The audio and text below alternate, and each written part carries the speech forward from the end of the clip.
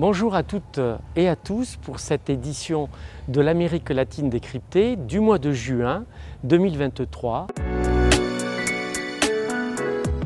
Un mois qui a été important dans la relation entre la France et l'Amérique latine puisque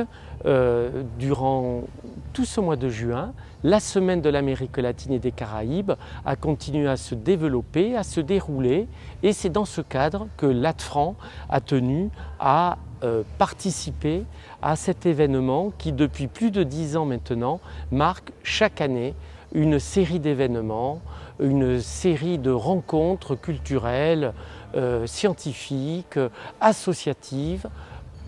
en France et en Amérique latine. L'ATFRAN, cette année, a pu, vous l'avez constaté, saluer des personnalités qui ont marqué et qui marquent cette relation entre la France et l'Amérique latine. Tout d'abord, évidemment, le cacique Raoni,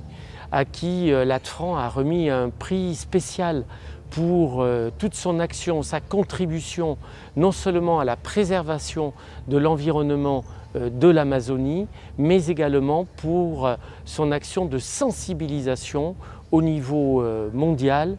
quant à l'urgence de la protection de l'environnement, l'urgence climatique. Le cacique Raoni, accompagné de notamment Benoro et de Watatakalu, de chefs qui avec lui participent de cette action, ont reçu ce prix spécial et l'ATFRAN est extrêmement fier et l'association, tous ses membres sont très heureux de cette action. Et avec le cacique Raoni, ce sont évidemment Alain Rouquier, le président de la Maison d'Amérique latine, qui a été distingué pour toute son œuvre. Alain Rouquier, c'est un écrivain, c'est un diplomate, c'est un homme extrêmement engagé depuis longtemps dans cette relation entre la France et l'Amérique latine. Et puis, aux côtés de ces deux personnalités, nous avons tenu à mettre l'accent, à saluer Jaildo Marinho, qui est un artiste franco-brésilien et qui réalise des œuvres depuis longtemps abstraites dans une matière noble, le marbre de Carrare. Et avec Jaildo, nous avons tenu à saluer la culture, les arts, les artistes latino-américains qui, reconnus en France et au niveau mondial, mais qui illustrent cette richesse culturelle de ce continent que nous aimons. Durant le mois de juin, un événement tout particulier a marqué en Amérique latine, mais nous a marqué tous, notamment en France et dans le monde. C'est le sauvetage de 4 petits-enfants en Colombie qui ont connu un drame. Au début du mois de mai, ces enfants, Leslie, Soleini, Tien Noriel et le bébé, Christine, 11 mois, venaient de quitter une ville dans la partie amazonienne de la Colombie, à Araraquara, pour rejoindre un peu plus dans le nord, à San José de Guaviare, d'autres membres de leur famille. Ils sont partis dans une avionnette avec leur maman, un pilote, et l'avion s'est écrasé dans le département du Guaviare, en Amazonie. 40 jours de mobilisation,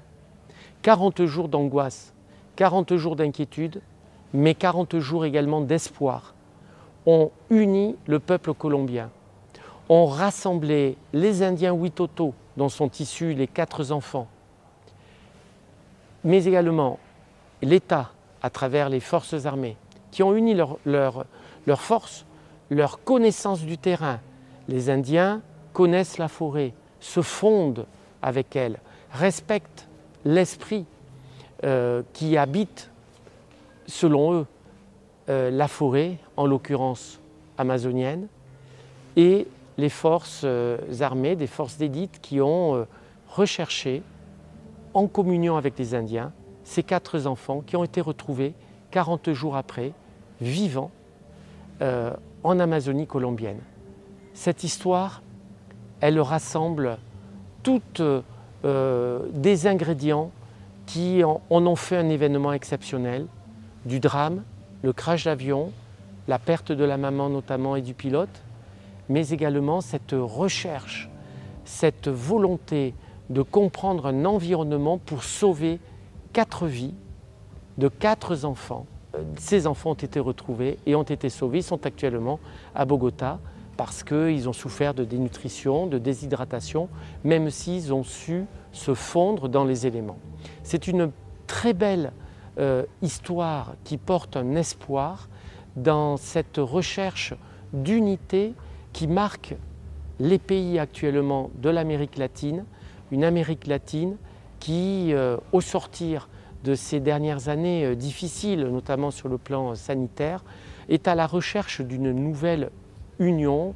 unité, relance de coopération régionale. C'est ce, en tout cas, qui est aussi porté par cette histoire extraordinaire. Et nous pensions, chez Latfranc, qu'il était ce mois-ci,